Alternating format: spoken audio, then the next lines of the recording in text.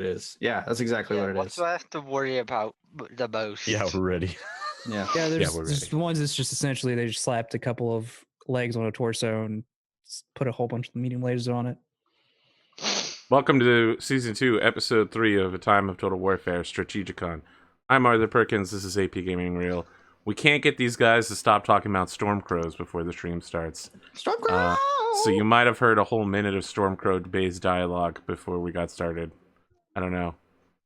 That's how life works. We're just getting ready for our demise, or at least half the. Our demise! I don't expect the lighter lance to do well, and we're probably going to lose a couple of people. I mean, you put 2 lances in there. Well, it's the other lance is a vehicle lance that's only good for running around and being a distraction until they get shot by a clan. Look, if there's one thing I've learned from playing the Battletech video game, it's that all you need to win is to take a Highlander, jump it behind the enemy, and then use precision strike on the back for an instant. I mean, you could do that on the front. I commonly take out 1 to 2 mechs a turn just with unlimited precision strikes and LRM bombardment at long range. But here's the thing, I mean, obviously, the key is for Battletech in that game. Precision strikes, are we? I really wish there's a way to buy LRM or SRM boats in that game, because apparently they will just wreck up your shit. Yeah, you know what? There was a guy that was on the forums and was like, I would love if you could have a vehicle lance. And then like 50 people jumped on him and were like, fuck that. It would literally just be 4 SRM carriers every mission. You never lose. Yeah. Or LRM carriers. No, LRM carriers suck compared to SRM carriers. Those things are fucking beasts. I don't know. Do LRM carriers still have the 3 LRM 20s, or is it just like no, it's I think it's a lot of smaller LRM packs, but honestly, the only one I've seen in any amount of numbers is an SRM carrier. I mean, SRM carriers have like a crap load of SRM. I mean, 6s. they can rip assault mech arms off if they attack from the side. They chew people up real bad. Perfect at fishing for headshots. Yeah. Yeah. I mean, they're annoyingly good at that, but your personal pilots are usually better. The thing about vehicles is you always want to target them because they blow up super easily. Especially if you can get a side shot or something like that. Some of the more tanky ones are a little bit more of a pain. Like we discovered that even a tank, one shot from anything can trigger blow it up. Yeah, I mean, tanks are not that well armored. It's why they're so cheap. Even though they don't have a lot of internal armor is the thing. They do have quite a bit of outer armor. You hit just right and it just doesn't care. It's like paper mache and water. Well, you hit anything just right and, you know, like a cockpit shot on a mech, you know. Or PPC. Or, you know, hitting the ammo. The Like center torso crit. With your fist. Which we'll never see an ammo explosion again because case. Because I mean, it's so long as we keep going after clans. Yeah, there's not going to be any more ammo explosions, unless it's on our side. I mean, that's going to be up to you guys to choose what your contracts are in the future. So that's true. Yeah, let's do introductions. For those of you that don't follow on Discord or Twitter, it's been a long, exhausting day for me today, and honestly, I think I'm getting sick because I feel like vomiting, so the show might end midway through with me getting up and just walking off stream to go throw up somewhere. But yeah, let's figure out what's going on with everybody today. Rad, how are you doing? We haven't seen you in 2 weeks or so. Yeah, hi everybody.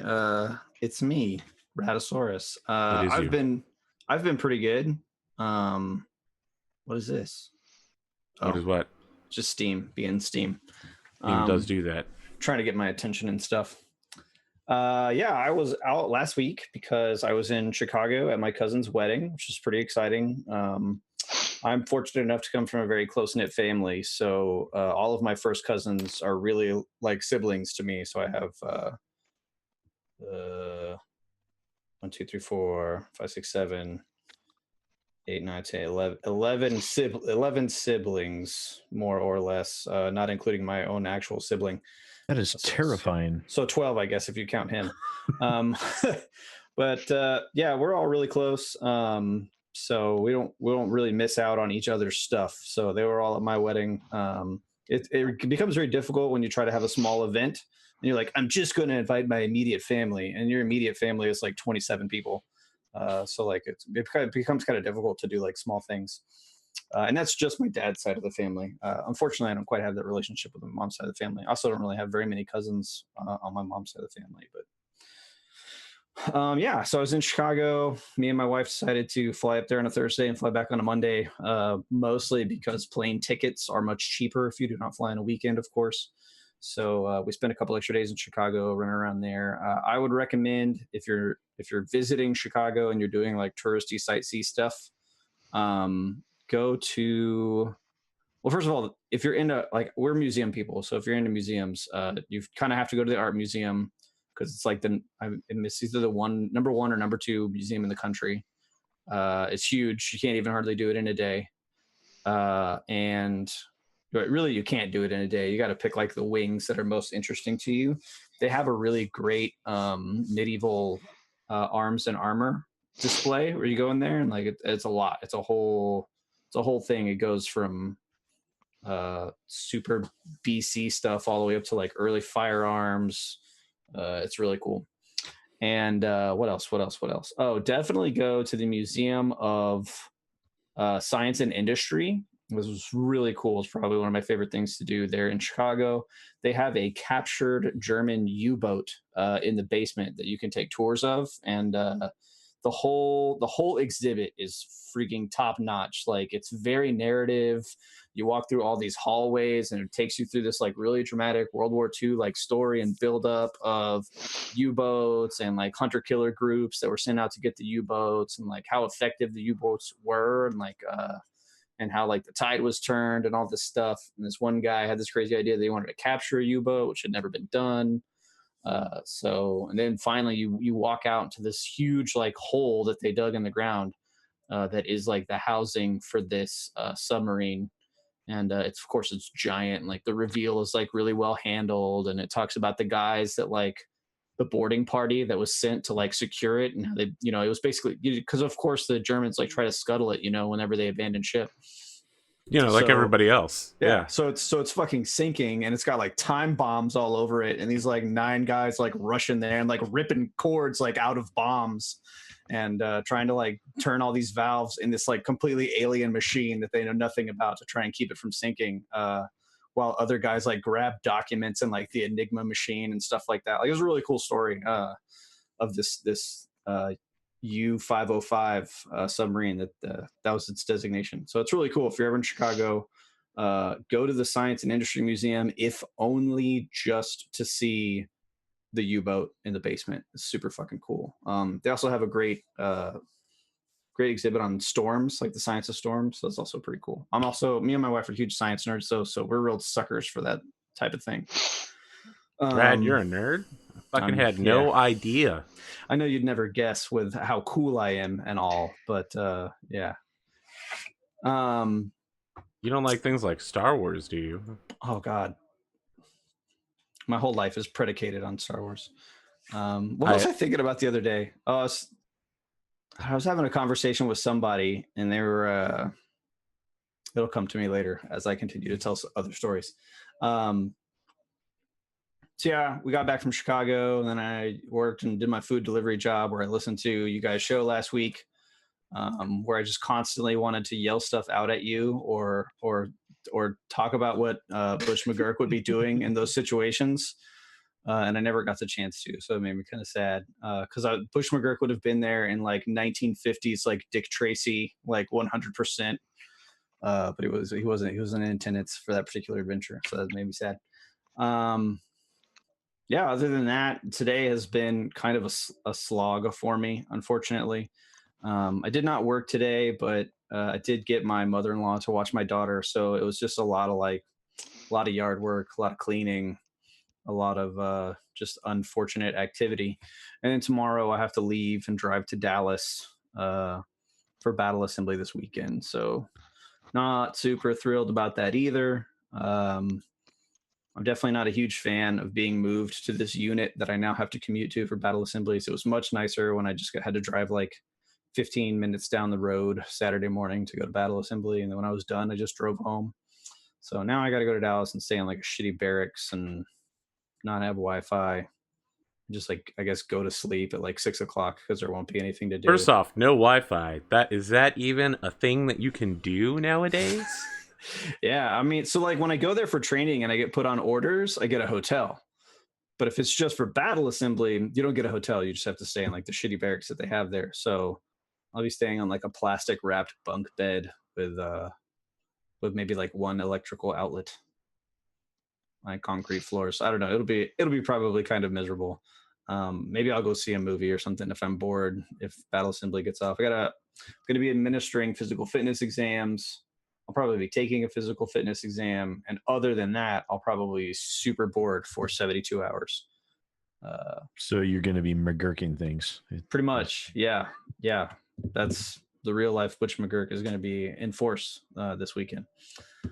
But so that's why I have my hair cut. I have to shave tomorrow. So next week when you see me, I'll be back to clean shaven, Baby face. just looking like a young punk.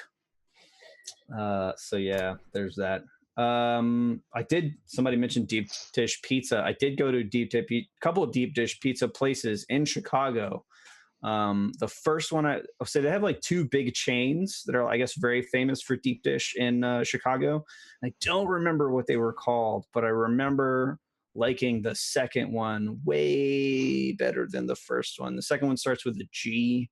They're kind of, obviously they're long Italian names. The first one started with an S, so whatever they are, somebody that's from around there probably knows exactly what I'm talking about. But yeah, the cheese bread and the deep dish pizza from G restaurant is much better than the S restaurant. Something. Yeah, I don't know. G knows. Remember the that place sounds right. That sounds appropriate. I also went to a breakfast place. I don't remember what it was called, but they had cinnamon roll waffles. So it's like basically took like a waffle and like pressed it in like a cinnamon roll and pressed it in a waffle maker. It is fucking incredible. Like I would go back to Chicago just to eat another cinnamon roll waffle. Like it was incredible. Let me tell you. Instead of giving you syrup, they give you like a cinnamon roll frosting to just like pour on it. I was like, oh my God, I'm going to fail my PT test. I don't care. I'll tell you about the top tier waffle, Rad. You ready for this? I'm ready. I have to say I am ready because you told me how to up my grilled cheese sandwich game. With mayonnaise, yeah. Yes, and I've been doing that ever since, and it's amazing. That's because I may not look it, but just like the Halo guy, I am a master chef. Yeah. You almost fucking lost it there. Yeah, that was good timing. I would use. You're always taking drinks right before I talk. It's a dangerous game. I underestimate your ability to make me spit soda all over the place. Where was I? Yes. Leftover Thanksgiving stuffing placed into a waffle maker. Oh my God. And fast cooked over 5 to 8 minutes, and then drizzled with either turkey gravy or maple syrup. If you do the maple syrup, you have to put crayon raisins in it and let that sit for 24 hours. The shit will destroy you. Visionary. It will destroy you. I do it every year in my community for a Thanksgiving cook-off, and I've never lost. I have won every single competition. Some old lady challenged me, or was it earlier this year or was it last year? She was like, I'll finally take you down. And I was like, you what, bitch? You might be 40 years older than me, but I'm the fucking cook in this community. I could feel the heart attack from that. Just hearing it. People show up solely for my stuffing waffles. For real. Like, people email me. Like 20 or 30 people will email me and be like, are you showing up this year with stuffing waffles? If not, I'm not going to go. Me and my mom will show up with like 3 waffle makers and we'll spend an hour cooking all of the waffles. We have to start a half an hour early just to have enough waffles. And then we spend the whole time cooking And at the end of it, we're both exhausted, and that's it. We just leave after everybody's got their goddamn stuffing waffles. It's become more of a burden than anything else, huh? Well, I mean, people set aside some like corn chowder and other Thanksgiving stuff for me, but That's good. yeah, That's good we of them. basically spend the entire time cooking stuffing waffles. Man, you're talking about your neighborhood. That reminded me of something else we did in Chicago. We did my dad is an architect by trade, and so I'm into very architecture stuff a lot, which is a cool thing for Chicago because Chicago's got a lot of like architecture history.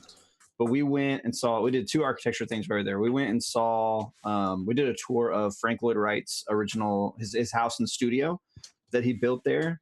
Fucking amazing. If you have any interest in buildings or architecture or even just art in general, I highly recommend taking the tour at Frank Lloyd Wright's studio. It's pretty freaking incredible.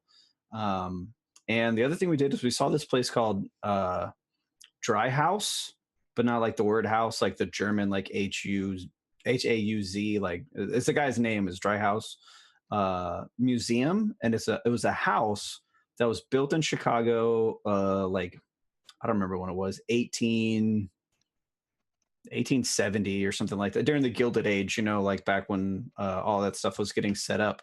And it's like a 1870 is the Gilded Age for you? That's what they called it.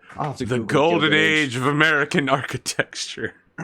Not for me, man. That's what it is. Okay, all right. I'll hold my mockery. Good, you do that. The Gilded Age was the late 19th century, 1870 to 1900. Boom, boom, bam, boom, bam, done. All right. Anyway, so there's this house that was built by this guy who stood up like First National Bank or something like that, right? Like super wealthy guy, and it was built for like $400,000 in 1870. So now to have like the same house built in equivalent money it'd be like a $400 million house. And it's amazing. Like it's every single surface has like embossed like exotic wood inlay, like marble and like gold trimmed everything. Like it was really awesome to see. So that would be the other place I would recommend you go if you're into architecture when you go to Chicago.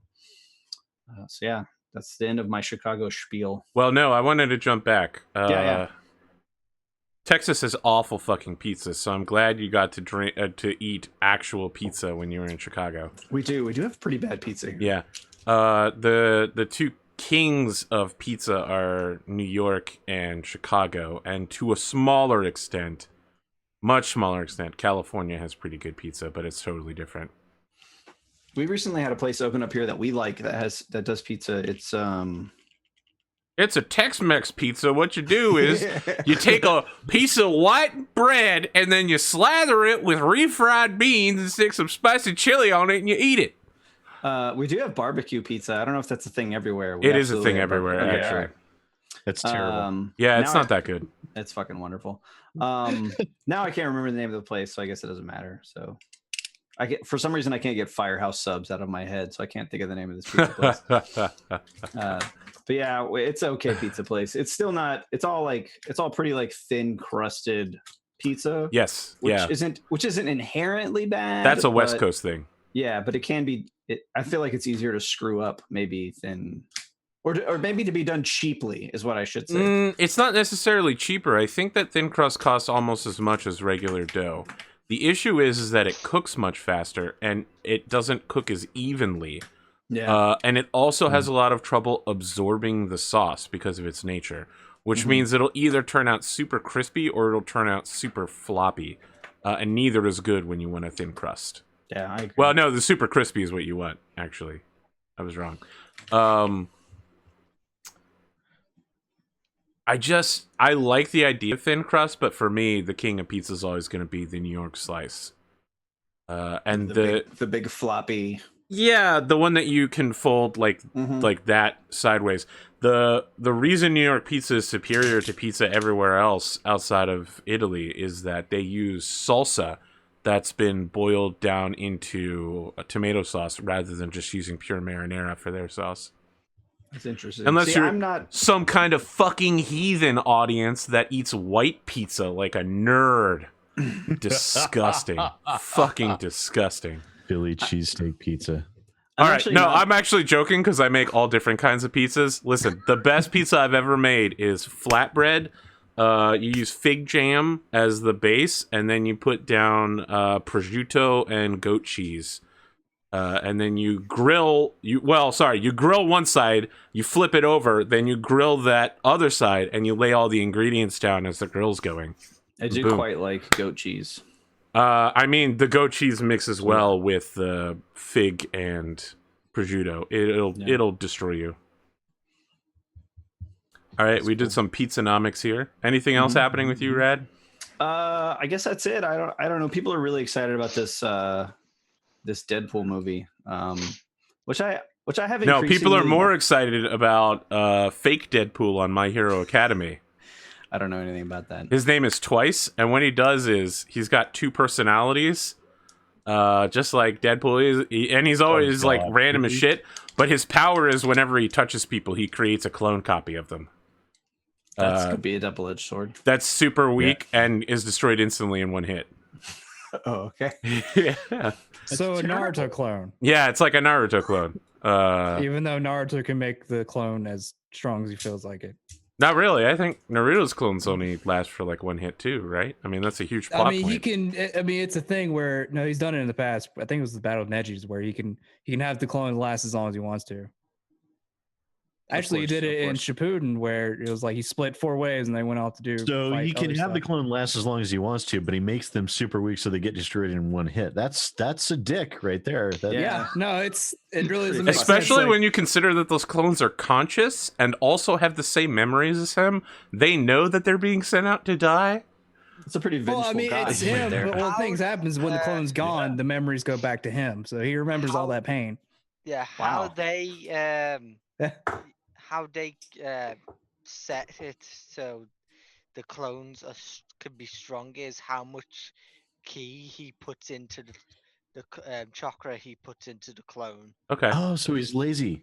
Yes, exactly. Yep. All right. English, can you That's check why- Discord real quick? And then Sid, let's jump over to your intro. Yeah, I can check Discord. What do you want me to check? Yes, I'm here. What are you doing? What the fuck was that? I don't know. I don't know. It's I been don't know weird- either, man. weird I'm day. here. It has been a weird day. I don't even know what's going on. It Stop feels trolling like people on entire- Twitter, Sid. I can't help it. You okay? can help it. You're a fucking adult. You have a child. Jesus. You know, people just come at me and start attacking me, and then I destroy them, and they go running away, and it's a thing that happens, and I'm trying to get better. It's a sickness. It's an Oh, you addiction. mean like that I Alex have to Bauer fight. coming for more? No. Do we need to send you to Trolls Anonymous? No, it's mainly like the whole Not thing that where they anonymous. announced that Lando is Pan in the new movie, and so I posted a picture or a GIF of Ryan Reynolds saying, "But why?" And nobody got it until one person totally took it the wrong way and said, "It's funny that you posted a GIF of Ryan Reynolds because he plays Deadpool, who's Pan." So it's like that's the whole point. Oh my god, you finally got it! Somebody finally got it, and you got it wrong. It's terrible. So no, it's been an interesting week. I finally managed to get my EA video out yesterday. It's several days late. There's a surprising number of people defending EA. It's I want to call shenanigans on that. I was like, what? What do you mean EA is a good company? What am I being trolled here? When you say there's actually more surprises, there's more people than usual. Is it instead of like the 2 or 3, it's actually like 10? It's actually a few dozen commenting on the video that EA isn't all that bad. I was like, wow. That's In the past, maybe. You are far more Currently- forgiving than any other human. in the past they being used they to have be. met. In the past they used to be all right. Nowadays, no, they're complete assholes. Where the guy himself was like, they are the company killers and destroyers of franchises. let's see, yeah, I mean they pretty much they're killing. I think they're abandoning Star Wars Battlefront. I remember seeing that somewhere. Yeah, that was the the focal point of the video that I did last night was there was a whole Reddit leak document that was put out, and most people were like, yeah, whatever, okay. And then it ended up being kind of accurate. The vast majority of the things that were stated in the leak actually turned out to be true. And so one of the things that hasn't been confirmed yet, but people are starting to lean, well, everything else here was right, was that EA is abandoning Battlefront 2. I can foresee that, since now they're starting to get a whole bunch of flack for the whole loot boxes stuff. I thought I saw not that long ago Disney was looking at shopping Star Wars out to other companies. Yeah, I talked about that too. That was an unconfirmed rumor that we never really got any more information on. But if we do, it won't be for another year or two before we hear anything at all about anything in regards to that. That sort of thing is going to be very, very hush hush. Unfortunately, despite Star Wars being part of my DNA, announcing a Star Wars game, I've really kind of given up on Star Wars games, sadly. Yeah, it's a real shame too, because there's so many great things you could do with a franchise, and all we get is generic Battlefield clone. I mean, that's what happens when you had DICE and EA do it. They gave you a generic Battlefield clone that at first made you get all the upgrades through loot boxes, and then try to supplement that with just cosmetics. I mean, I feel like if you're smart and you're Disney, you buy Blizzard. That's damn near impossible. I don't know that they can, man. Disney buy them right from under Activision. Disney is pretty Blizzard is pretty independent so far. They've done a very good job of not letting Activision run all over them. I think that was probably a big part of their acquisition is hand over fist without making any new games whatsoever. Yeah. So they're golden in Activision's book. Hell, you mean we have almost no expenditures and you're raking in giant mountains of money? Hell, have you heard the news that the new Call of Duty game's going to be on Blizzard Battle.net? That means nothing to me though, because Call of Duty is garbage. I've never in my life played a Call of Duty game. You don't have to. You're in the actual military. Call of Duty. Exactly. That's what I always tell people. They're like, don't you want to play Call of Duty? I'm like, bitch, I play that every weekend. You're like, I'm in special forces. Call of Duty used to be good. Now it's just kind of. I'll tell you the this PlayStation now. 1 era, Call of Duty was great, but now it's like. I'd say early PlayStation 3, Xbox 360. Look, here's the thing: Call of Duty and every other game like it is a generic as fuck shooter game with a terrible storyline tacked onto it about some Russian political bullshit.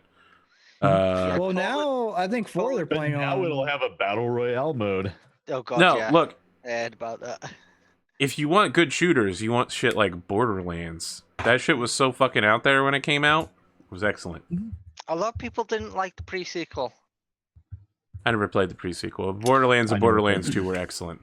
I would like for somebody to breathe new life into the Halo franchise, because it's really never going to happen. Nope. It's really started to die out, and it's been a very sad thing to watch. There was a fan-made Halo Online project. Yeah, I can't remember what it was shut down, but Microsoft was like, "Oh, you mean people are actually interested in this?" Yeah, I mean, the thing is, Halo started out with having a very fucking strong storyline. It did. And then Halo 2 and 3 were like, I don't know, crazy religious nut jobs and forerunners, magic, teleportation. And I was like, no, fuck it. Isn't there like a whole... I know there's like a whole bunch of books and stuff that's actual the Halo. I've never read any of the books. Look, it turns out books that accompany video games tend to be fucking horrible. Like all of the StarCraft books. Holy shit. Let's talk about garbage. I've never actually read any of the StarCraft books. Oh my god. Listen, the first one was okay. The Wing Commander novelizations, those were actually really good. The very first StarCraft novel follows the Terran campaign from the point of view of a guy who is interviewing James Raynor. And you see all the events that happen in game from this guy's like point of view. So you don't see like Kerrigan turning into a ghost and being invisible, but you see all the other stuff and her slow descent into becoming Queen of Blades.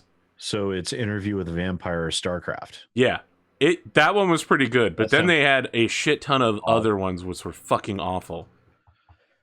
Including one where the point of view was from you know, the Marines in that game are all criminals who've been neurally resocialized.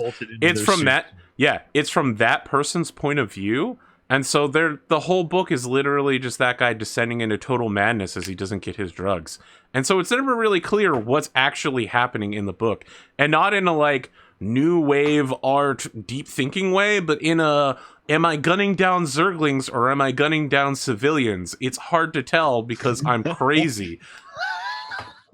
And it wasn't super clear to me at the time whether this was a good guy or whether he was just murdering the people he was supposed to protect.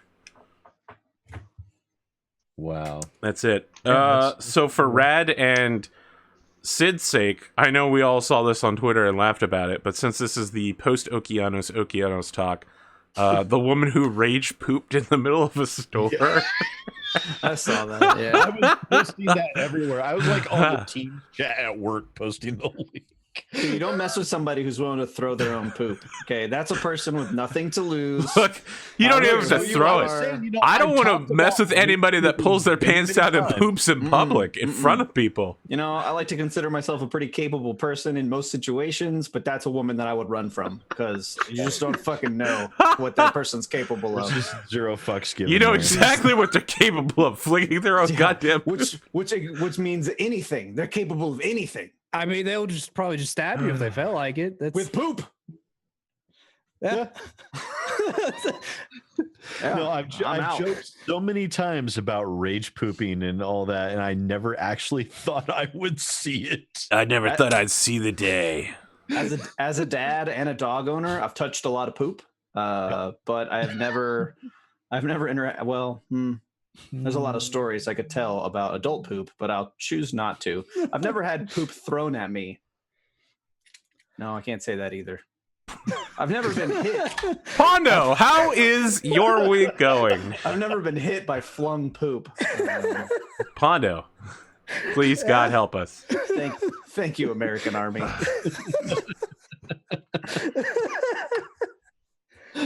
Wow, they really do train you for everything. Come on, Pondo. Get us literally out of the gutter. That vehicle armor is not just for show, okay? Let me tell you. God damn it, Pondo. English, let's go to you. You're still alive. I'm Englishmudkip. My week's been pretty all right. Went to a volunteered Chili Festival on the weekend. Pretty good. Got to see people go up, be idiots and freaking eat color line Reaper peppers for a contest. I'm sorry, Twice. we just finished talking about a bunch of poop and you launched right into chili. And Yeah. It's a good segue. But yeah, my week's been semi-okay. Think here and there, but yeah. Still thinking of plans to move, but that's for another day. But yeah, my week's been pretty good. All right. Pondo, have you come down enough to speak? Yeah, okay, yeah. Great. Tell me more about how your week's been. It's been alright. I haven't really done much. Mostly just working. The whole night shift thing is slowly taking over my sleep schedule again. Where again I was stuck at 4 a.m. doing nothing. But no, I've kind of just been mostly looking to different RPG systems this week. Like I'm starting to look into Starfinder, the whole Pathfinder in space thing. You don't know about it? Oh, he knows about it. He has I know lots to about say it. about it. I know. I have nothing you good know how to you feel say. about it. Have you actually looked into it? No, but Pathfinder is garbage. Such hatred. I mean, I ran it for years, Rad. 7 years. I saw players from all aspects of Pathfinder. I don't understand. Shit, man. Why don't you like Pathfinder in the same way that you like Iron Man 1? Like it's the progenitor of your RPG career. Listen up, motherfucker. I was raised on 3.5. Maybe, but that's not your broadcast roots. Is it like Pathfinder just a different version of 3.5? Yeah, but it's 3.75. Yeah. Pathfinder has been getting increasingly complicated as they release more and more source books. It's pretty much the everybody's like, from... I want to get this incredibly overpowered item and these 6 abilities from 4 different books. And I was like, well, as a GM, I guess I will buy all of these books just for you. So that's the thing, as a savvy GM, you can get when you limit the options people could take, yes, then they all die, and they're like, we died because we don't have the strongest abilities. I literally, Jade Region campaign that I broadcast, I was like, all right, we're only playing core. They all died, and then without consulting me, they made characters with whatever the fuck they wanted, and we showed up to broadcast, and I was like, hey guys, remember when we were only going to play core? And then we're like, yeah, we just randomly decided to just take whatever the fuck we wanted. And I was like, great, we're going to continue the broadcast now. Thanks I'm a Rockman Ranger. Like, oh, all right. I was like, great. I've been stabbed in the back yet again. It is the poster child for RPG bloat. That's for sure. Yes, it is. Yeah, it has far surpassed its predecessor in a number of things that people have made additions for. Yeah. It's honestly a system that I don't care about either, because I've played, of course, my first experience with it was playing a monk, which is not great in that system. Yeah. Mostly because it's like you actually have to a little bit in everything. I was like, I'll just dump intelligence and charisma and see how that goes for me. I go round and round with cunning on other Discord servers about 5th edition versus Pathfinder all the time. It's a fun little shit show. Yeah. It's like kind of thing is, and it kind of like the numbers get ridiculous later on in Pathfinder as well. Whereas 5e, it's kind of like it's set around thing to where it's something. I think in Pathfinder you can have like 40 AC or something. I'm like, how in the hell? Yeah, each time I'd played Pathfinder, I'd be like, well, I know I have like a plus 19 to this, but I can't remember why. So it was just like journey backwards through like 4 different source books to figure out like how I got to plus 19. Okay, you've got to roll a nat 20 and have a plus 37 to be able to hit this. Don't even tell me about rolling nat 20s after Skulls and Shackles. That fucking no. I was literally like, all right, Craig, this is the 6th time in a row that the only way you can succeed is if you just rolled a 20. Really? I wasn't even done talking yet. Man, literally, every time the man's life was on the line, I'd be like, that's it. I've done the math. Only a 20 will save you. And he was like, boom, that's a 20. And I was like, what the fuck? I wish you could do some kind of like a reunion show with some of your older cast members. I mean, I'm sure they've all drifted like out of your life at this point. He was using a fucking API or something to force it 20. No, having like a series of one shots or like a small like mini series with like Dan and Craig and some of those. I haven't spoken to those guys in like 4 years. I mean, yeah, that's what I would figure, but. I think that would be entertaining for me, only because I've watched all those shows. I mean, you know that Sid was on that show in the second half. Skulls and Shackles. Yeah, that was actually my first experience. Yeah, that's how we met. With Pathfinder. I posted a thing on Twitter, and JP retweeted it because he was being a nice guy for me that day, and there were a bunch of people that posted some incredible shit. And then there was Sid, who was like, I'm a reasonable human being with a functional conscience. And I was like, great, that guy seems like he's way better than all the rest of these motherfuckers. Turns out I was lying my ass off. One guy was like, no, that wasn't from that shit. But back when I ran, okay, here's my problem, Pondo. Pathfinder players are fucking crazy, all right? It's that simple. When I was running Pathfinder Society...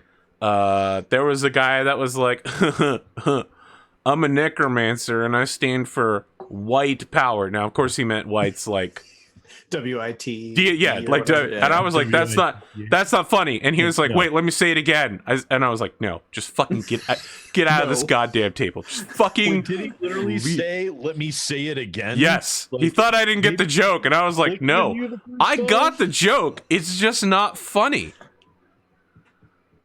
Yeah, the other thing with Pathfinder is not really like new person friendly. So I mean, Pathfinder core is pretty new person friendly, but it's hard. That's true. It's hard to beat D&D 5, right? They intentionally designed it to be easy for new people to play. Yeah. They spent years making it easy for new people to play, right? Yeah. So core is easier than having all. I guess when you throw all the source books in the scenario. As far as I'm concerned, neither D&D 5e or Pathfinder are the best RPG ever written. But over the years, I've slowly altered my opinion from Pathfinder is better to 5e is better. And that's where I stand now. Now, can I just say how sad it is that Arthur was looking for someone that was at least reasonably well adjusted. No, stop, Sid. The best he could get was this. God damn it. You were, Sid, real talk real quick. You were a lot more chill back then. That's true. You hadn't started your broadcast career yet? And you weren't battling people on Twitter every day? That's true. I've been taking so many shots about that with you lately, but or just doing for whatever, real. You're essentially Nicolas Cage, but for tabletops, you're like, ooh, what do you listen, Pondo? What I mean by that is you'll take any. No, you can't backstep from that. You can't backstep from that. You can't say what I mean is. No. It's like you'll do pretty much any tabletop, no problem. You're like, okay. Oh, you're saying he's an RPG slut. Absolutely. Okay, yeah, that's fine. That's what I'm saying. Like Nicolas Cage, I swear he doesn't read the scripts half the time for stuff that he let's call him like a wizard. Yeah. Let's call him Jean-Claude Van Damme. You know, there was a point during Jean-Claude Van Damme's career where he would do like any script you sent him as long as you sent like an envelope of like $1,000 in it. The Rock is doing the same thing lately. That's fair. The Rock is like, no, the Baywatch remake was a great movie. I'm just like, for real, dog? For real? You're The Rock. That's like, even you couldn't save that piece of shit. Come on. I mean, to be fair, Nicolas Cage was like in super debt, so he kind of had to take what he got. That's true. I could see Starfinder being okay though. Like, is Starfinder doomed to the same fate as Pathfinder? Probably. Yeah, they both are forged from the One Ring. But right now, they I feel shared like, its fate. You know, early on, it's probably fine. I think I would play it. I think it would be okay. It seems like it has its own thing, so it's kind of. And what they've been talking about Pathfinder 2.0, I think too. So yeah, they started a beta for it. I'm not interested. I don't know. I'm not. I don't know. I won't go out and learn new systems unless there's somebody's actually like, we're gonna play this. Yeah, I mean that's the thing. Then I'll go learn it. But everybody wants me to run these increasingly complicated systems. They're like Vampire the Masquerade, Shadowrun, and I'm like, Jesus Christ! Like I don't want to spend 3 weeks secluded in a mountain in order to learn this thing. Like if I can't learn it and run it in one night, it's fucking garbage. Right, like I still don't know how wizards work in 5th edition because I've never like it's the only class like I've never played as a wizard. So people are like, I do wizardy things, and I'm like, oh, to me it's real magic because I don't fucking know how that class works, so I've never had one. So that's cool. Like, why ruin the mystery for myself? I should play a wizard for you sometime, Rad. Look, I don't read like if it's a spell that I've never used, I don't know it. So people are like, I cast this spell. I'm like, oh, holy shit, that's fucking cool. I mean, it's always the base. It's like up until level like 5, it's just random stuff you feel like getting. And level 5 is like, all right, I got fireball. No, you're so wrong, Pondo. You're wrong in every way. Let me tell you, Rad. This is how it goes. I will show you one day. I will play a wizard, and I will show you what a fucking walking disaster they can be. Okay. A wizard is literally Vash the Stampede. He's the humanoid typhoon, the $60 billion double dollars, man. All right. You mean, just have your crab identify as a dragon? Oh God, I forgot about that shit. I was in a D&D game with Sofangus, the DM. One of the guys was a wizard. He got that 20 on a fireball, so that's a crit. You don't crit in 5e. You can't. You don't roll to attack with fireballs. Yeah. Roll to hit. You don't roll to hit with the fireball. It just automatically hits. I wouldn't throw anything out the window in a Saw-Fang game. So if they're doing that, wow. Rad. What was that? I don't really mean that as a burn. What was that? There's 5th edition and there's Saw-Fang edition, and they're not the same. No, I can vouch for Rad. And I don't mean that as a slur or a diss. I mean, it's entirely possible he just house ruled that shit. Yeah.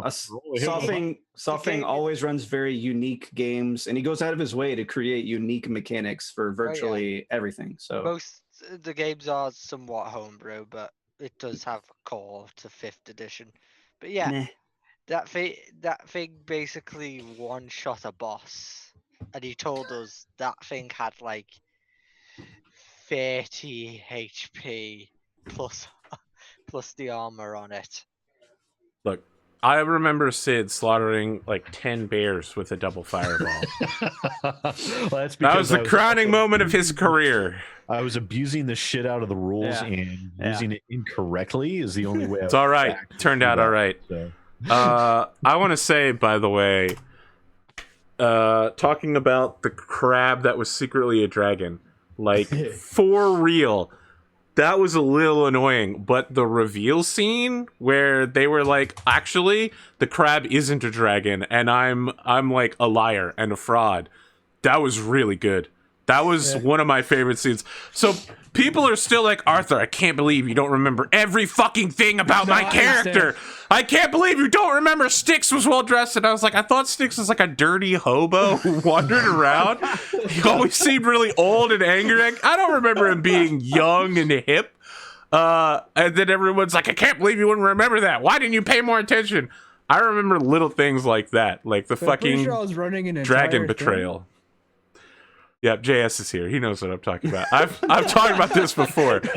It wasn't even JS who was saying it. I think it was EQ. EQ was just like, I can't believe you don't remember about 6. And I'm like, fuck you. There were like 60 characters and half of them were spats. So the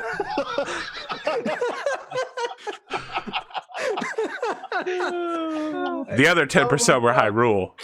Yeah, definitely we need a fucking podcast for this. Look, if you guys don't get the references we're making here, your life is better off. You're better. Yeah, no, you're good. You don't need to understand. I feel like we should do a mini podcast series, Survivors of River's Edge. If you feel like that'd be like the days that Rad's not here, just go and podcast. Never start a play-by-post. If you feel like you need these sorts of inside jokes in your life, then you can always join a Dungeons and Dragons play-by-post. But I would caution you against that course of action and make sure that you have a really resilient constitution before you submit yourself to that sort of aggravation. I mean, don't get me wrong; it can be rewarding, but it's a challenge. It's a hard pill to swallow on some days. So. Because you expose yourself to a tremendous amount of people, and most of whom are dicks. Every time you meet a person on the internet, I mean, anybody who's watching this is on the internet, so you know your chances of meeting decent people on the internet at random are pretty fucking low. So you throw yourself in a community of like 60, 70 other people. Even if you have a common interest with that person, like I like Dungeons and Dragons, just like all these other people like Dungeons and Dragons. That doesn't mean shit. They don't like it the same way you do. It's still fucking 60 random people with 60 random opinions about every fucking thing. And I got to be honest, I have like 20% of people blocked on Discord at any given moment.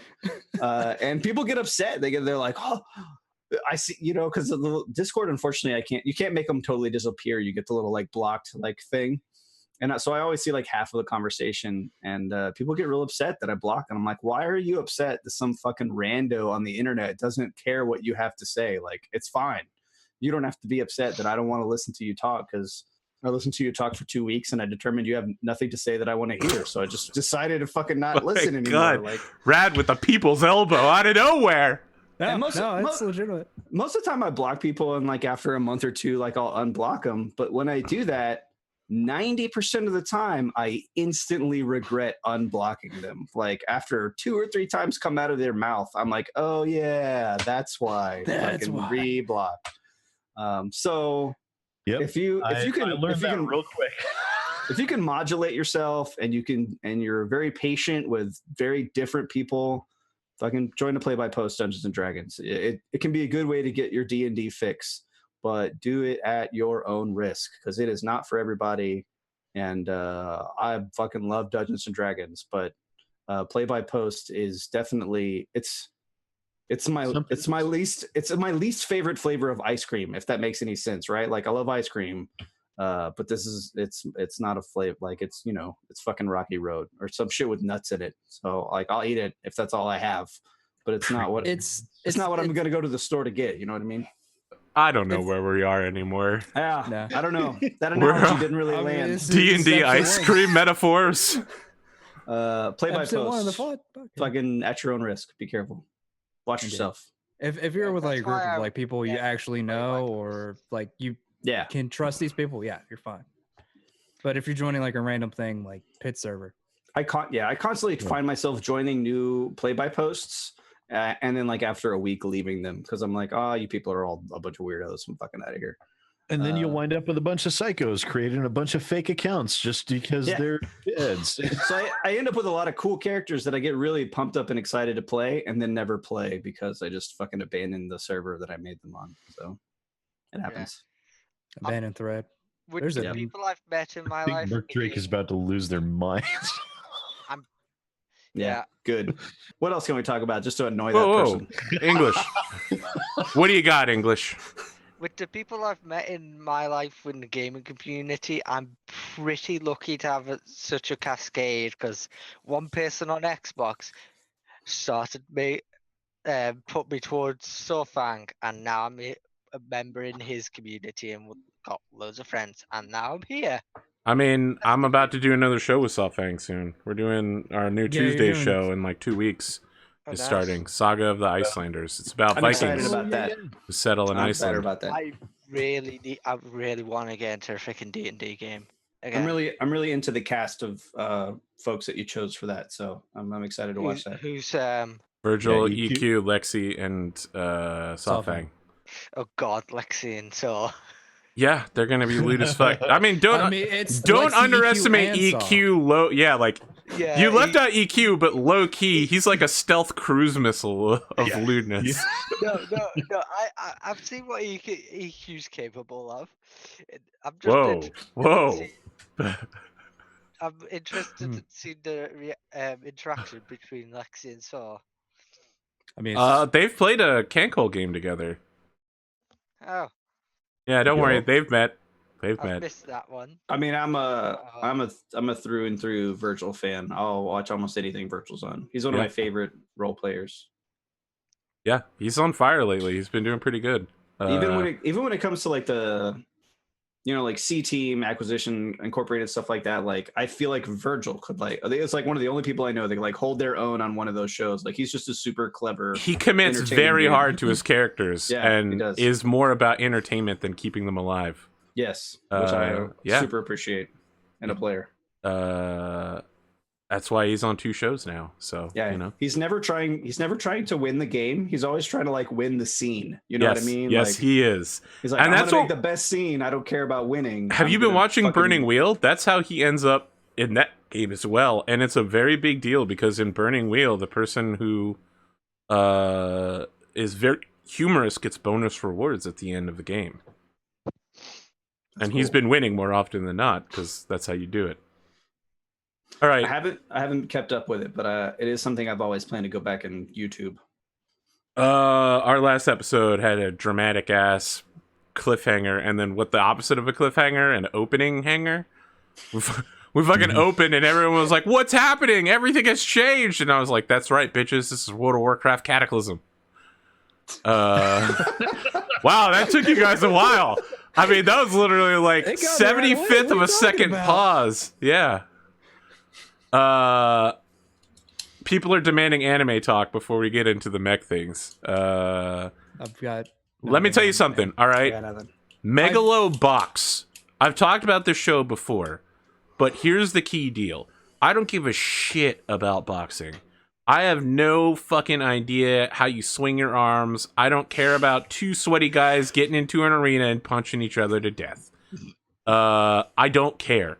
Megalobox is incredible. It is going right. The last episode is so fucking good. It's going from a under the radar 8 to, with the last episode, it could easily turn into a 9 or a 9.5. It could become an instant classic. The soundtrack is so fucking good. It's incredible. That's what I got. Darling in the Franxx was great again. Yes, it was. I still have yet to go to watch that. So That's your problem. How are you going to be on a mech show and not watch Darling in the Franxx? I'll watch any other mech show.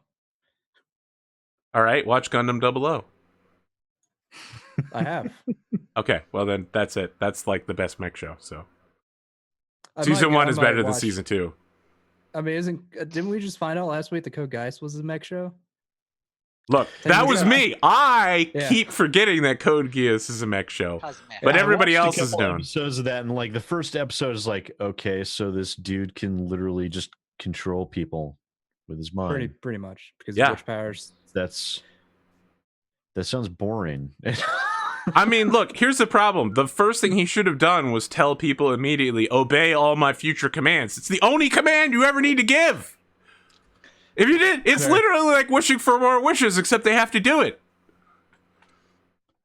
Why? Yeah, it's just Why he like, didn't he's just do standing this?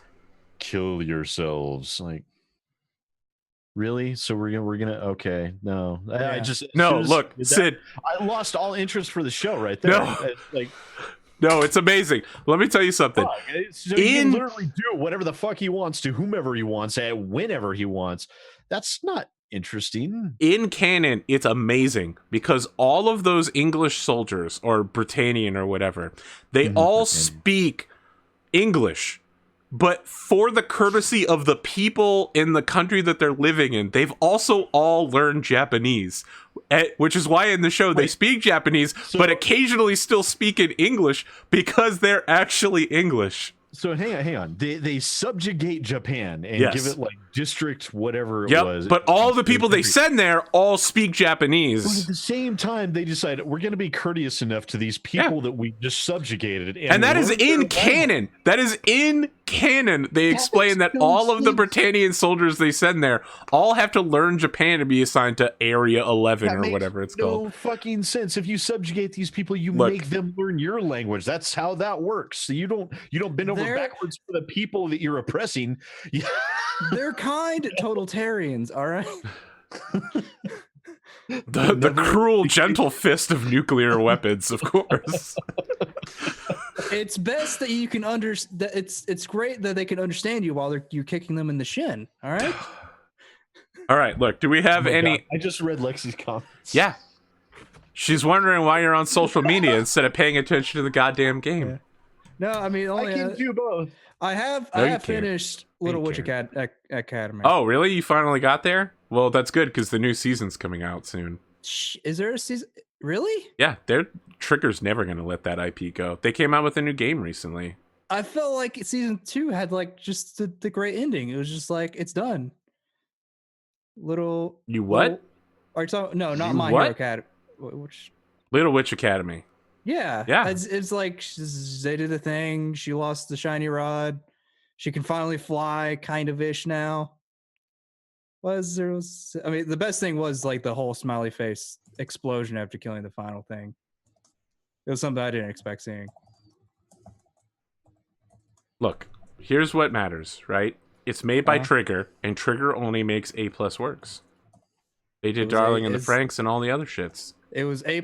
It got really serious like right near the end there. It was I so mean, it was always serious because they had Susie or whatever. She's a horrible, horrible person. It's the worst. Susie's great. I don't know what you're talking. You're a monster. All right, we got to get started at some point. We're like 58 minutes into this. It's almost in it, yeah. It's not as bad as last time. Let's do the previously. Previously, in the episode that was before this, that was named after a work of warfare. Our heroes, kind of, I guess, our protagonists, banded together and managed to outmaneuver clan mechs that had been giving them quite a bit of trouble. People were ejecting from mechs left and right. The clan mechs caught themselves in a bind against the Axeman and the Archer, and then were summarily both exploding executed. All our pilots walked off the field. Captain Harridan required emergency field medical surgery. Goldhurst shot a Yakuza dude who was coming to ask him some questions. And Bandito and Heavy 7 went into the regional mech bay in order to take a bunch of clanners as bondsmen. And in the process, managed to hype up the militia and also order a war crime in the process by blowing up a munitions factory with people still inside it. Yeah, that's I mean, a long-term thing. Yeah, it was worth it. But Oh, that's right. My short-term- character was unconscious for that. Yep. you were Look, unconscious. it was a prime tactical target, and certain levels. I mean, destroying this target is war winning. Okay, so Yes, it is. certain levels of collateral damage are acceptable when it comes to Look, big picture tactical I advantage. am not the one you need to justify this to, just to be clear. It's your Yeah. bondsman. I mean, we're not going to have the bondsman for long. Well, here's if the we thing, survive this. and I feel really bad about that. But Butch McGurk doesn't feel bad about it. So Yeah. Butch McGurk doesn't. I mean, short term, we also shit. took out a mech, which may or may come to which does come in major effect, since the lighter lance is not going to have a great time. It was the lead. It was also the command. I mean, we're not going to have a great time either. I estimate that we lose one more, at least. The over and under for more mechs lost is going to be 1.5 mechs, I feel like. And I would probably take the over on that bet. And plus, Rad, mostly just Rad has the lesser armament. Yeah. Black Knight doesn't care because it only lost one medium laser out of the 20 he already has. So I was playing Battletech, and a Black Knight showed up, and I was like, "Yeah, this is gonna be easy." It alpha struck me, and then instantly exploded. I was like, that hurt a lot, but the pain was subsided by the fact that you shut down and then exploded in one hit. Like, holy shit, dude! You can't alpha strike with a Black Knight. That's Yeah, just dumb. it was pretty dumb. We open with, in the lower left-hand corner, it says, gosh, what day is it? You know, I honestly don't remember myself. no, I fucking had it open and then I closed it for no apparent reason. June 17th, 3050. Planet Persistence Militia Mech Bay number 2, Regional Lance HQ. Crow's Black temporary headquarters. And we see the four of you getting into your now repaired mechs. So I did the math. It turns out you would have been able to fully repair all of your mechs with just one tech team. So with 5 tech teams available, it gets finished, and then they do your monthly maintenance for all of your mechs. So you can refill all of your armor back up to maximum, except for the parts that you have lost. The Wolverine's engine hit. Someone had an engine hit, which gets erased. I think it was Rad. Yeah, it's fine. You won't be generating that bonus cockpit. So Rapier is over the communications, your Lance communications, as you're hopping into your mechs and flipping toggles and view screens are coming up, and says, "This is Rapier. I'm out in the field tracking the clan mechs. I'd heard rumors about this, but I wasn't sure if it was true, but I can confirm it. The clans have something called omni-weapon pods. They're capable of removing their armaments and replacing them on the fly. They just swapped out all of their munitions-based autocannons and missiles for laser-based weaponry. It looks like your work with the munitions factory has turned the tide of the battle in your favor. They just don't have the ammunition in order to fight. All right, I've got to go. Good luck." all right, you're slightly more edgier than I remember, but okay. Damn fine work, Rapier.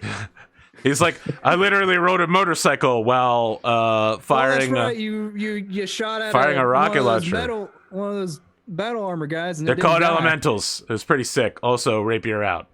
All right. Stay alive, you crazy son of a bitch. I think war has took a toll on him slightly. So your enemy has. He didn't think he was any good at stuff, so he went out there and I was like, realized I'm surprisingly more competent than I thought I was. he realized he was a badass, so now he's like, "No, I'm gonna talk like a badass because I figured out that I'm actually a badass." Your enemies have chosen their placement. They are on the attacking side. You are the defenders, and they have placed within 3 hexes. Based on your tactical prowess, you didn't get high enough to ambush them, but you did get enough to unlock 6 hexes from the edge, if you would like to place. Ooh. And it is your guys' turn to place. That's it. Where they are is where they're gonna be. Yes, that is where they are. They're traveling in formation together. They're gonna fucking beeline it straight towards us. Is what they're gonna do. Oh, absolutely. But the archer has at least some distance. I gotta figure out how The long-range missile boat has distance? Really? You think so? for like at least 1 or 2 turns where they just pull out where they could just move 20 hexes and. All right, so let's talk tactics here, since that seems to be our universal weakness according to the audience. Yep. So we want to keep together. We don't want to allow ourselves to become isolated. Of course, we want to focus targets. I feel like we want to stay. I feel like we want to stay close together, behind cover as much as possible as we creep up here. I only have 14 rounds left. So I thought you got reloaded. No reloads. Just you can't use LRMs. clam narc LRMs. They won't work in your launchers. So they're gonna outrange us in almost every regard. Even their energy weapons are gonna have PPC level like range. So I don't know if they have large lasers. They probably have medium lasers, which are more akin to large lasers. Well, I guess in character we don't know, so I'm not gonna play. I know what they have, but I'm not gonna play like they know. Yeah. So I think we should utilize the cover. And get deep in these trees and hills so that we can close as much distance as possible before engaging. Do you think I should go here then? Or here? And I think we should cat and mouse with them to try and do to them what got done to us, where we try to isolate one. Preferably, I mean, I guess they don't have a missile boat because they're all energy weapons, but There's it's going to be kind of difficult to isolate them with 3. I think once we get them whittled down to 2, then we can maybe split them up. But yeah. So obviously the light is the soft target. Can we tell based off like scanning and stuff that the Nova doesn't have any torso twist ability? Yeah, just by physically looking at it. Yeah, it's pretty much just a torso without like a waist to turn. So I feel like on some legs. I feel like those are your weak points, and we need to treat the Stormcrow as basically as dangerous as like a Mad Cat would be, right? We need to avoid its line of sight at all costs. Can we see how much they weigh? I think they're all 55 tons, aren't they? They are not. No, the Kit Fox is tiny. Your weigh-in is 30 for the Kit Fox, but it's using a weapons package I don't think you've seen before. The Stormcrow weighs in at 55 and the Nova weighs in at 50. And the Kit Fox is the one that can't torso twist. No, that's the Nova. Or was it the Nova? The Nova. I mean, Rad, the only way for us to play cat and mouse with their long-range weaponry is to keep out of indirect fire, which means we'd have to start up closer to the corner of the map. I mean, that's... I also know that... Just remember, they had 2 weeks to plan this. Yeah, you guys can't jump, so that's got to be taken into consideration too. I mean, most importantly, I think Sid should stick close to English. Okay, here's a question: should I go here or here? Would be the best place, because if I go there, I'd have loads of trees in my way. I think it's reasonable for us to set up in this location, like for us to form up our lance right here in this area. What do you guys think about that? Okay. I'm gonna stick down on this level. I don't know about English because the tree cover and all that, it's gonna mess with them. Well, so like I talked about it last time, I don't think it's tactically sound to try and get a shot every round. You know what I mean? So like the thing is, if they're like, the problem with Sid and English is they don't have jump jets, so right. Well, they can still make it over this terrain. It's just more of a slow roll for them. Yeah, which I think is fine. I'd rather play it slow and cautious and have cover. I mean, I do have the large lasers, so it's not like I'm limited to a few hexes away. But right, I think slow and careful in the terrain is better than fast and loose out in the open against these clan mechs. Okay. So I mean, disagree with me if you disagree. Just let me know.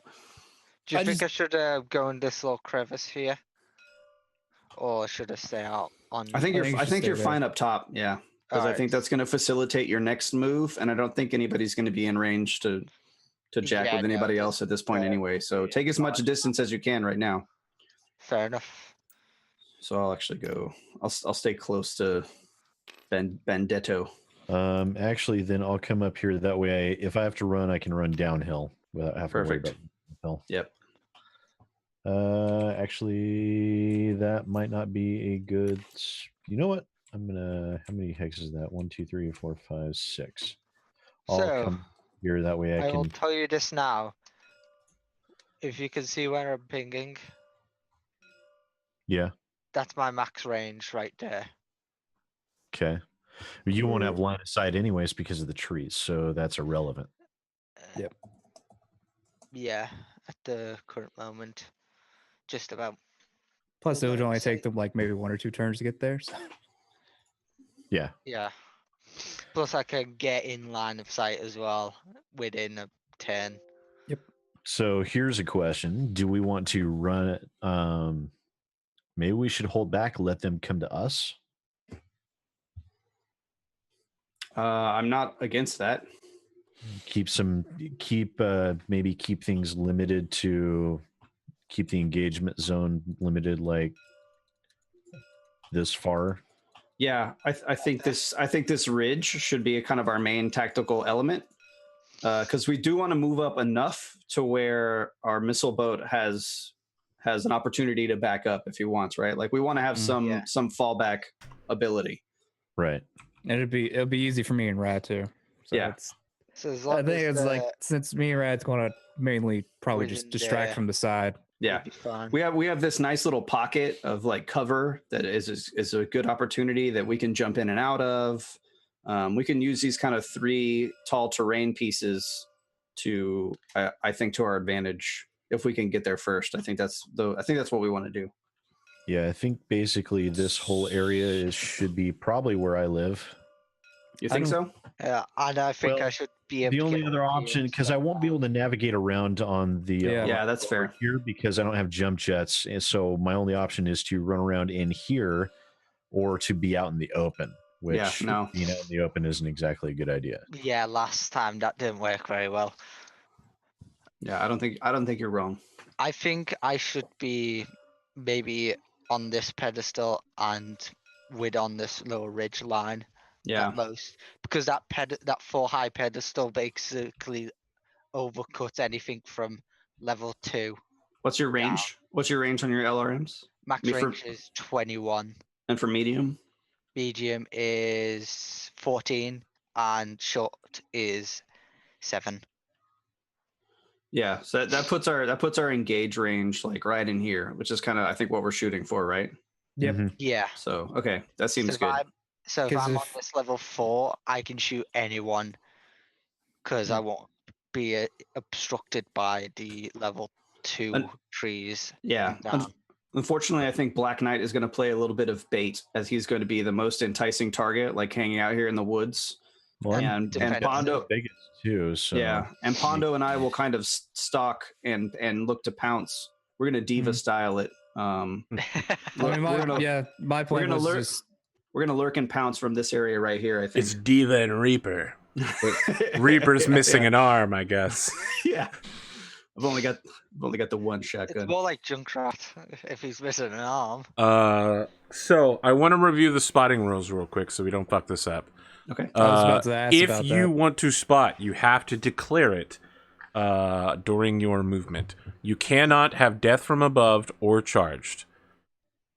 You get a +1 to your attack. And if you attack that same round you spot, you get a +1 to your attacks. And the person you're shooting for also gets a +1. The range modifiers are between you and the firing unit, not between you and the spotter. But you have to add the movement modifiers for the spotter and the person who's firing the missiles. Okay. Okay. That's And if any cover exists between the spotter and the target, you have to add all of those modifiers as well. Okay. So it doesn't cut through. So it's just so it doesn't ignore the cover. That's to correct. the extent. Okay. The cover will be ignored for the firing unit, so like they don't have to pay the price twice. They don't have to be like, oh shit, I'm. You know. Oh, okay. So if they're like behind 2 trees, it would just be a +1. So Yeah, just so +2. Gotcha. The spotter's there and the target's there. It's just add the 2 cover. Yeah. So it's you add whatever movement. Yes. So plus your movement plus For their both movement units. and okay. And then there's the automatic +1 for indirect fire to start with. But yeah, if the unit that's spotting fires, everything gets more complicated for everybody. Oh god, yeah. So let's roll for opening leadership rolls for. That's actually where some infantry spotters could come in really handy. The clans have a +3 to their roll, and they pull an 11 out. That's natural 8. Let me check my leadership. Yeah, +4, so it's 12. It's 12. They are acting first. They have one fewer than you, so it'll go them, you, them, you, them, you. Okay. That's good. Yeah, without any preamble, without any of the normal pre-combat banter you occasionally we pissed them off. expect, they charge into combat. Yeah. 1, 2, 3, 4, 5, 6, 7, 8. It was only after, after we called the order that we found out that was not a good move. You're not supposed to do that. It's like, whoops. Yeah, I get on comms and I'm like, remember, boys, this is a take no prisoners situation. This is not going to be like last time. You mean normally? Well, normal for us, not normal for them. 1, 2, 3, 4, 5, 6, Exactly. 7. All right, you guys now move twice. I'll go ahead and move. Should I get I onto will my... move by not moving. Is this the first time they win initiative against the clans? I think so. There was one other it's not the time. first time. Yeah. Dude, in the last game, we won the game on our only winning initiative roll. We Yeah, fucking that's true, won. because you hit them with the axe, and that's only possible. We waited and waited and waited until we finally won initiative, and then we made our... That's kind of what we need to do here, too. I feel like we need to only be aggressive on turns that we have won initiative. Okay. All right, I've moved. Yeah. Is that a jump?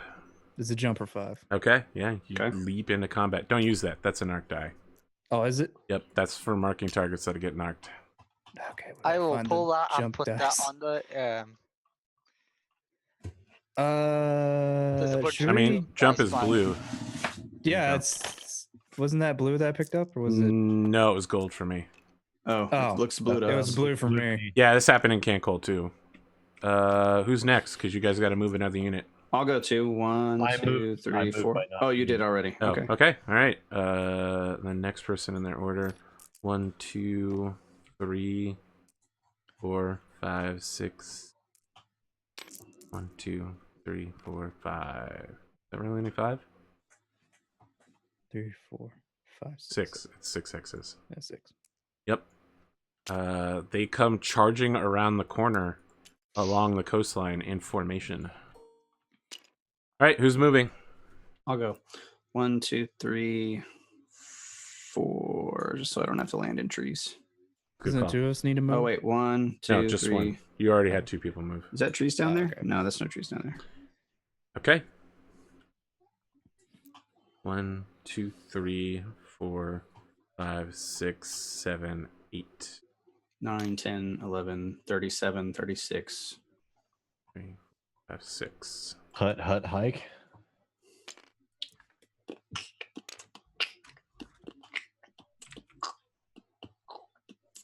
Seven, 8, 9, 10, 12, 13, 14, 15, 16, 17, 20, 21, 22, 23. Yeah, we're not going to be able to combat this turn. All right, your last person to move is up. Like they have something with that they can hit us within 21 feet or 21 minutes. I mean, I was counting up to like the 30s. Oh, that's even better. Oh God! I'm telling you, we got to use this ridgeline and just stay hidden and let us. There's no way we can outrange them. Nah. Best idea move there. Yeah, I think that's pretty solid. Okay, so that's 4. Wait, no, that's 3, and then. See, you started here, so that's 1, 2, 3, and then turn would be 4. Yeah. You probably have 3 trees in front of you for most angles. Yeah, until I get onto this level 4. Yep. Okay, let's roll initiative. Unless for some reason you guys wanted to blind fire weaponry. Ooh. Yeah, I would like Absolutely. to. I would like to target the Wolverine You win again with my AC 20. I like to target the Axeman back with everything. And just die in a burning pit. I will move as soon as I refresh myself on my movement rates. We got 4 and 6. Well, we're going first. Oh, all right. Bad guys go first. 2, 3, Always. 4, Did we 5, win again, or did 6, Yeah. 7. Unfortunately, these aren't the ones that are super important to win. Yeah. oh god, the rolls are going to be a terrible deck when we start fighting? That's what I'm afraid of. Yeah. No, just my rolls. You're up. 2 people have to move. I'll go. Oh, Let's see. so I So was moving thinking. up 1 and into trees, so that's a movement of 3 to go there. Yes. And then Now if I go up, 4, 5, 6. now if I Yes. go up here, it will cost me all my points to move. So that is technically a Unless I run want to run. of 2. Rough. Do I want to run of 1 hex? I'll jump over. I noticed that it's a it's a forest. Should I which wait? is not Should I wait 1 more turn great, and then move up to the but pedestal? Let's wait. I mean, let's wait and see. Well, I don't know. Because if I'm on the pedestal, I can hit any of them from once They again. also can all shoot you. Here. Yeah. So What's Well, their range? He is also the heaviest armored amongst that's all. true. Maybe you can take a volley from all 4 of them. I don't know. Wait, Alright, I'm what's just gonna it? jump What here is for their now. range? We don't know. You don't know. Poison. We don't know in character. We can't play it like we know it. long as hell. Yeah. Assume much longer than I mean, ours. they're planners. They have ER friggin' everything. I only Have jumped you 3. have you finished jumping? Yeah, I Pondo? only jumped 3. I don't think there's woods there, so we won't make Nope. a roll. It wouldn't surprise me if their children had ER super soakers. You know, That sounds terrifying. I feel like there'd still be lasers involved in Friggin' that. water gun that shoots 400 feet. You know, Actually fires like a PPC. Just a single shot burst of water. Okay, you cannon. guys are up. Okay, I'll jump. 1, 2, 3. I'm staying put then. 4, 5, 6, 7, 8. Right, I'm kind of going to get like right there. Yeah, that's the sweet spot. I think that's a good idea. Actually, you might want to get there, and I get here. Yeah, I feel like we need to be Since- those 2 spots. Pondo, remember I'm he s- does not have his axe anymore. Let's roll. No, I mean as far as because I was talking about his jump jets because he jumps 1 less than me, so I was thinking maintain Yeah, maybe trees. if he I'm gets gonna right have to there. get down 1 more level, I think. Oh, sorry, leadership roll. Ha-da-da. You win again? Oh, So 14. which I think you might 0, 1, 2, 3, 4, 5, 6. No. 2, It'll take you another turn after this one to get in 2, that 3, spot. 4, 5, 6. No, I can just jump and do the 7. pilot roll. It's not a big deal. That's fair. ERAC 20. That's not a thing, by the way. Don't get your hopes up. All right, 2 Of people course move. not. All right, I'll move.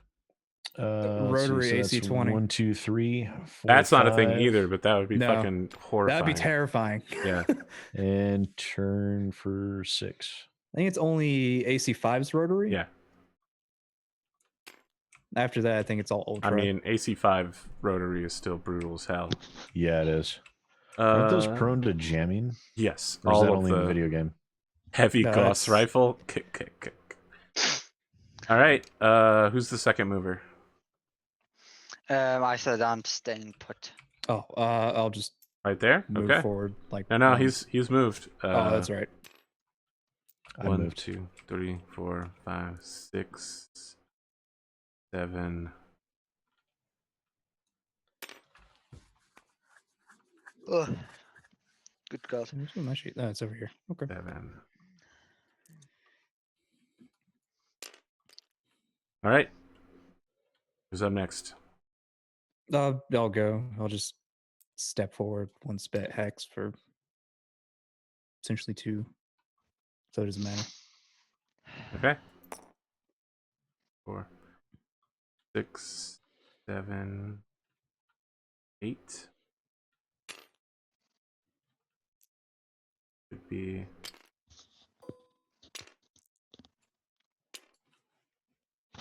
Is there a limited range for spotting, or does we have to be in line of sight? I think it's line of sight.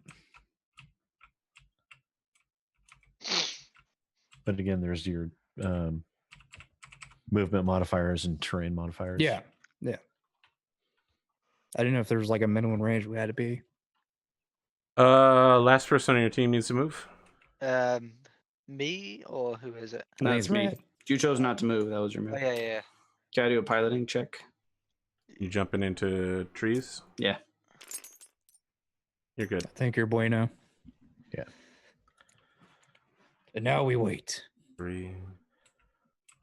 You think so, huh? 1, 2, 3, 4, 6, 7, 8, 9, 10, 11, 12, 13, 14, 15, 16, 19. Do I have a clear shot? Nope. I think he's 3 away. He's it's within 3 trees. Trees. No, I think I'm good. I think That you're. is- Can't he choose for you to shoot through these trees? No, Yeah. the lion doesn't cut through that hex. What about the trees Well, he's that in? hex. Doesn't cut through that hex, and the trees in his hex also don't count. It'll give a bonus, but I guess you could choose to take it. Yeah. Over here. All right, I'll get you yet. Don't worry about it. I'll fucking slice you open. All right, That's why I chose that spot, dude. let's do it. Let's roll. It like gets ready to shoot, and it's like, nah, I better not. 13. Do it. Do.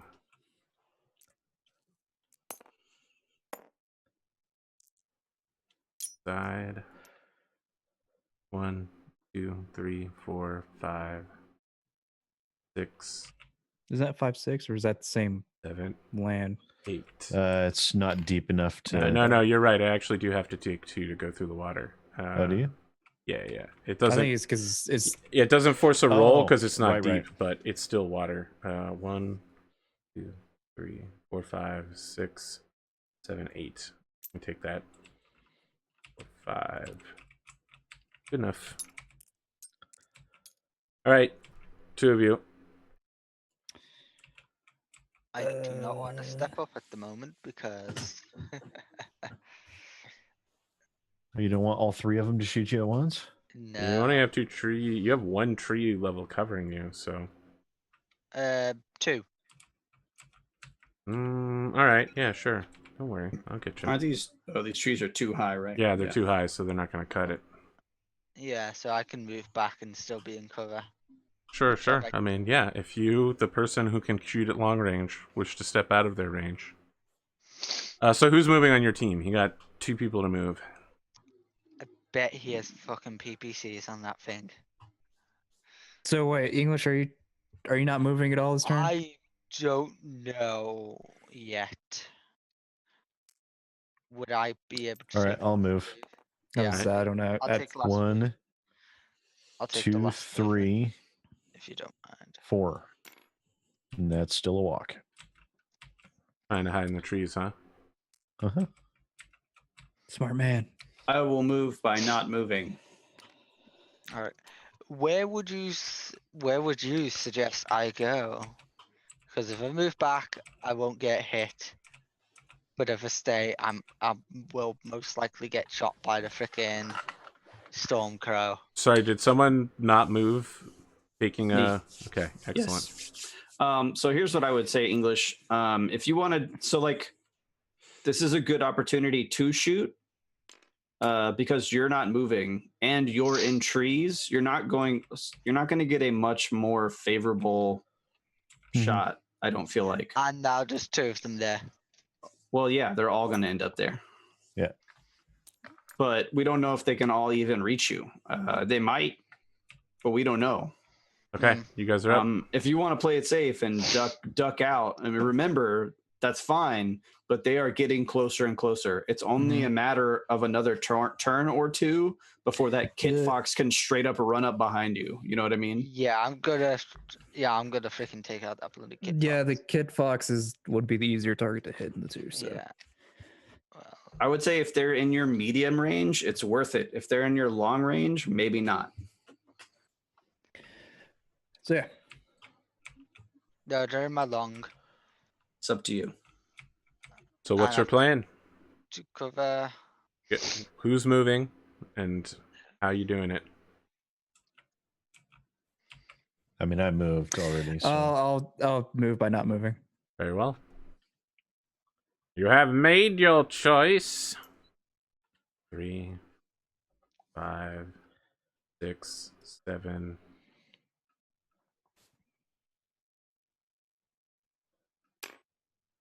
Oh. Okay, actually. Let me have a look. Go for the... All right. Last person. It's you, English. Yeah. So it's, you said it's long range, so you'd be Yeah. I'm having 2, 4, so you'd be at 6. Another 2 because of the movement, and then another 2 because of the trees that are in your way. Yeah. Actually, isn't there 3 in your way? I don't think you No. can shoot, actually. There's Can't shoot. There's too many trees. Yeah, there's too many trees, but so I just moved back. from how I've actually aimed it. I don't actually go through the. Yeah, it's because it goes. You've got 2 high trees in front of you. There's there's these trees. The these level trees. ones don't affect me. Right, but ground cover, they're close enough to where these trees would also matter. Or am I mistaken in that, Arthur? I think The front trees will matter. These ones won't. So I can aim for the. I think the only one I can. you actually, can get the Kit Fox actually. Yeah, the Kit Fox and the Stormcrow, the only ones that can hit me. The Nova can't. 2, 4, 6. And Yeah, they're you're still both- taking 2, so it'd be 8. You'll have to hit a 10. I don't know if. Honestly, I think you should move back. Yeah, I agree with Pondo. I think You have should move back one. limited. You have limited ammo, and Yeah, I'll move back one. And that's me. All right. Does that put you out of a 21 hex range? It Puts him within a 3-tree cover. All right. Don't worry. We'll be there soon. I'll kill you soon. Don't worry. Okay, so we know they have a 21 hex range. One of them does anyway. 12. Well, Our characters don't know that. Out of character we do, but yeah. I always suspect they have at least a 14. 40 range. Okay. I always suspect they have like a 40 range and just hit you across the map with a headshot, no scope. 1, 2, 3, 4, 5, 6, 7, 8.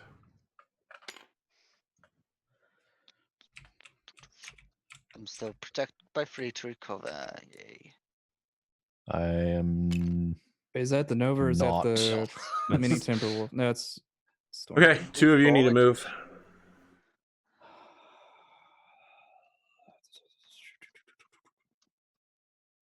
I think me and Rad need to wait because we're going to. I think this is the turn we pounce. I think we're getting very close to pounce territory. Black Knight is also very close to getting lit the fuck up territory. Yeah. So. That's why I'm thinking it's like now, Mr. Beauregard. Yeah, I think 1, now 2, is 3, 4.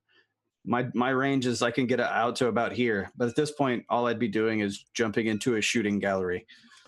I think we do have one more turn before we have to start pouncing. So 2, 3, 4, 5. Sid, what are you doing? You're getting out of tree cover. Oh, now you really are like a shooting gallery. You're just like walking back and forth. Sid, think this through. I'm thinking. I haven't taken my finger off the piece yet. It doesn't count. Harridan's like, no, gents, it's the serpentine. It's tried and true. It's been working for centuries. It's amazing it hasn't been killed yet. So that would give me a +1 to my movement, but it would also make things more difficult for me. I'm actually technically think you're better off mechanically wise better off not moving. Yeah, because it's 3 trees between him and you. So It's not 3 trees between him and me. That one and that one. It's 2. It's 2. That'd be 3. No, it wouldn't be. You sure? I think it still cuts through that 1 tree's right there. You can choose to have it do so. Yeah. You're still safe for now.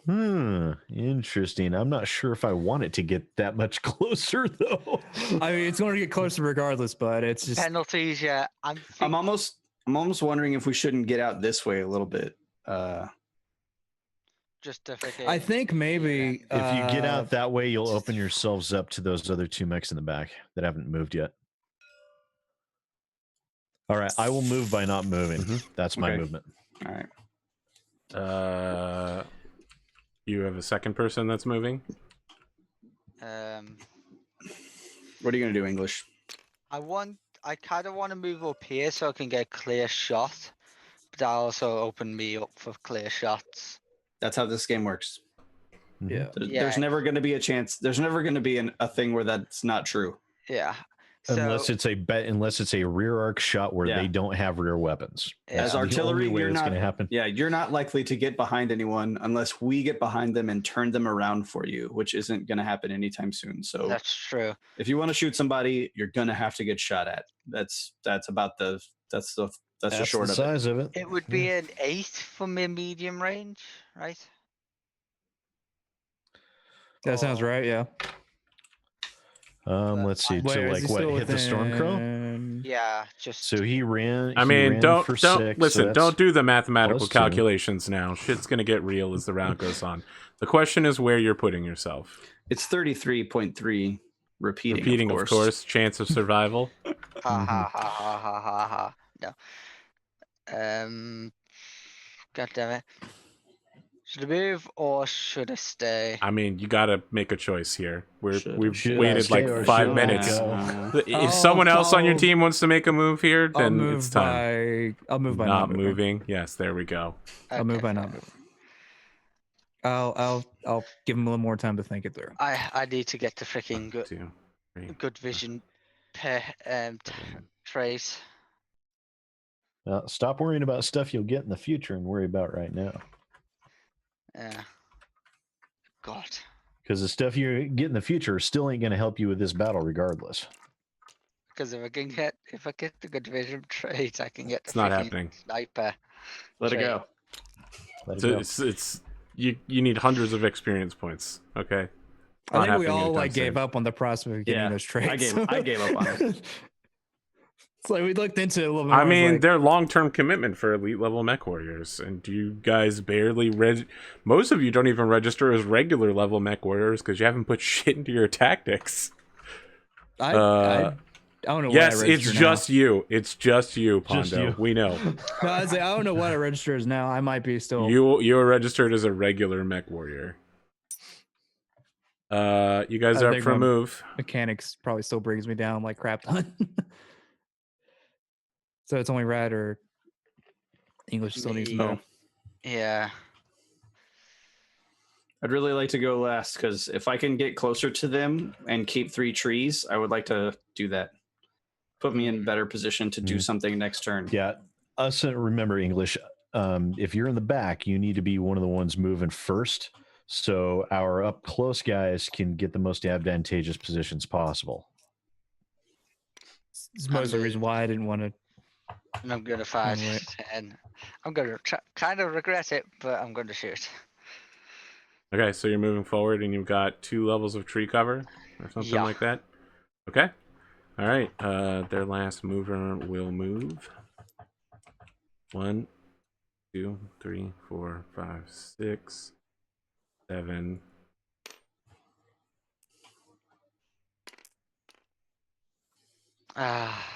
That's it. Luckily enough, that's a lot of hexes on their penalty. Okay, I believe I can jump here. I mean, remember, when you're attacking, number of hexes doesn't matter. It just matters whether you walked or ran or jumped. And I would, if I jumped here, would I still have 3 trees? No, I don't think I would. You need to be like. I need Depends to be right on which here. mech we're talking about, but Right yeah. here, I have 3 trees from every mech. Yes. I'm safe. Yes. I'm safe. I'm safe, and I'm getting close. I like that. I like the way that feels. Okay. Feels like a warm blanket of death. Feels good. When 1, we 2, 3, return, 4. combat will commence between the archer and the entire enemy lance. Fuck you. They're gonna fucking alpha the shit out of him. So stick around for the second half. Will English survive 1 round of combat? We'll find out. I mean, this is the complete opposite of normal, right? Normally English hangs out in the back and is the last person to engage, and now he's the bleeding vanguard edge. Because all of you decided to hide. Yeah, I mean, look, I didn't want to say anything, but now that we're here, your tactics need a little bit of work, guys. You basically are getting caught out by this one. Well, we'll see how it works out for you. Maybe you'll turn it around on me. Second half back after 8 minutes, so really it'll probably be more like 10 minutes. You know how this goes. And who dies? Who lives? Who dies? Who tells their story? Come back for season 3 next week.